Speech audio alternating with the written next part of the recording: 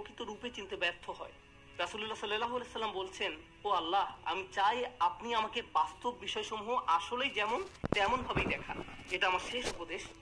কিভাবে আমরা শয়তানের এই আক্রমণগুলো মোকাবেলা করব? প্রথমে এগুলো শনাক্ত করতে হবে, তারপর আমাকে আপনাকে ক্রমাগত বাস্তব বিষয়গুলোর প্রকৃত রূপ খতিয়ে দেখতে হবে।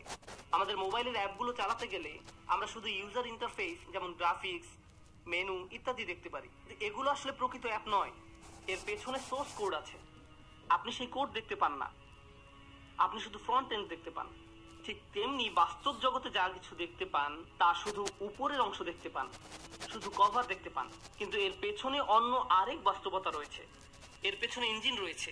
সমস্যা হলো আমরা কোনো কিছুর বাহ্যিক রূপ দেখে এর মূল্যায়ন করি। এর পেছনে যা আছে সেটাই যে আসলে মূল্যবান আমরা তা জানার চেষ্টাও করি না। কোরআন এই কাজটাই করে। কোরআন শুধু এই দুটি চোখ দিয়ে দেখতে বলে না, এখানেও আরো এক সেট চোখ রয়েছে।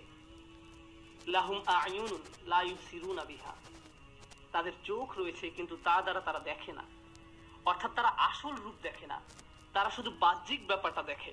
আমাদেরকে অন্তর্চক্ষু দিয়ে তাকাতে হবে যা প্রকৃত রূপ দেখতে পারে।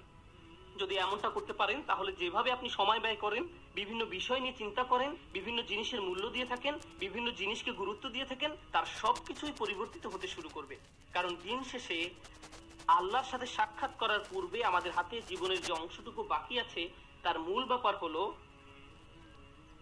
ইউনাব্বাউল ইনসানু ইয়াওমাইযিন বিমা কদ্দামা ওয়া আখার। কিয়ামতের দিন মানুষকে জিজ্ঞাসা করা হবে কোনটাকে তুমি প্রাথমিক পর্যায়ে গুরুত্ব দিয়েছো আর কোন ব্যাপারটাকে দ্বিতীয় পর্যায়ভুক্ত মনে করেছো।